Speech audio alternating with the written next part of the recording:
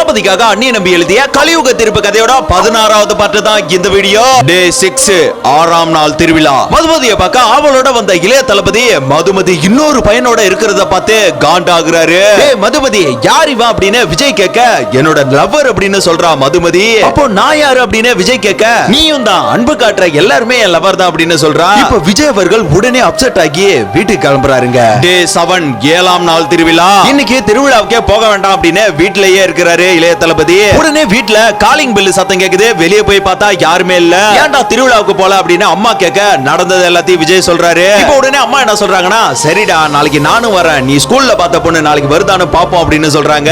8 8ஆம் நாள் திருவிழா. அம்மாவும் பையனும் கோயில் குளம்னு எல்லா இடத்தையும் தேடுறாங்க. எங்கேயுமே அந்த பொண்ணு ஆளே இல்லைங்க. இப்ப என்னம்மா பண்றது அப்படின்னு விஜய் கேட்க, சாமியை கும்பிட்டு வீட்டுக்கு போலாம்டா அப்படின்னு அம்மா சொல்றாங்க. சரிம்மா நீ போ, நான் வேற எங்கேயாவது தேடி பார்த்துட்டு வரேன் அப்படின்னு அம்மா வீட்டுக்கு அனுப்பிட்டு நாள் முழுக்க அங்கங்கன்னு தேடி பார்க்கறாரு. ஆனா எங்கேயுமே கிடைக்கல. கடைசியில ஒரு குளத்துக்கு பக்கத்துல வந்து உட்கார்றாரு. அங்க ஒரு லெட்டர் வந்து காத்துல பறந்து வந்து அவர் மேல விழுதுங்க. உன்னோட தேவதை நாளை வருவாள், கவலைப்படாதே அப்படின்னு அந்த லெட்டர்ல எழுதி இருக்கிறத பார்த்து செம ஹாப்பி ஆகுறாரு இளைய தளபதி. டே 9 9வது நாள் திருவிழா. திருவிழாவுக்கு போகலாம்னு 6 மணிக்கே எழுந்தவருக்கு அம்மாவுக்கு உடம்பு சரியில்லை அப்படின்றத பார்த்து அம்மாவை அழைச்சிட்டு ஹாஸ்பிட்டலுக்கு போறாருங்க. அங்க ஹாஸ்பிட்டல்லே ஒரு நாள் முழுக்க பொழுது போகுது. அன்னைக்கு திருவிழாவுக்கு விஜய் அவர்களால போக முடியல.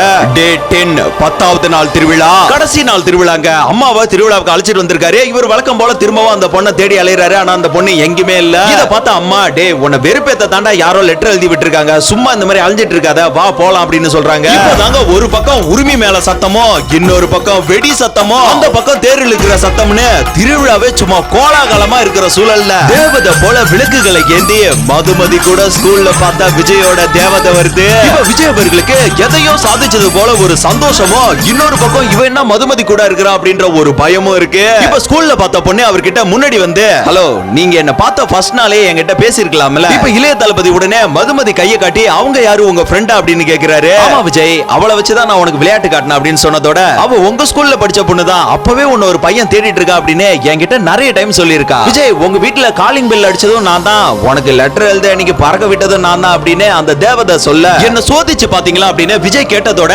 ஆமா உங்களோட பேர் என்ன அப்படின்னு கேக்குறாரு. உடனே அவங்க தனலட்சுமி அப்படின்னு சொல்றாங்க. அடுத்து நீங்க எந்த ஊர் அப்படின்னு கேக்குறாங்க. தனலட்சுமி உடனே மதுரைன்னு சொல்லுது. என்ன பிடிச்சிருக்கா அப்படின்னு இளைய தளபதி கேட்க, அம்மா கூப்பிடுறாங்க நான் வரேன் அப்படின்னு தனலட்சுமி அங்க இருந்து கிளம்புறாங்க. இப்போ மதுமதி கிட்ட தனலட்சுமியோட நம்பரை வாங்கிடுறாருங்க நம்ம இளைய தளபதி. இதுக்கப்புறம் தாங்க காலேஜ்ல போய் ஜாயின் பண்ண போறாரு. இங்க தான் த ஒன் நடிகரோட என்ட்ரி இருக்கு. யார் அந்த நடிகர் அப்படின்றது 17வது பாட்டு. இந்த வீடியோக்கு கீழே த ஒன் என்ட்ரி அப்படின்னு மறக்காம கமெண்ட்ல சொல்லுங்க.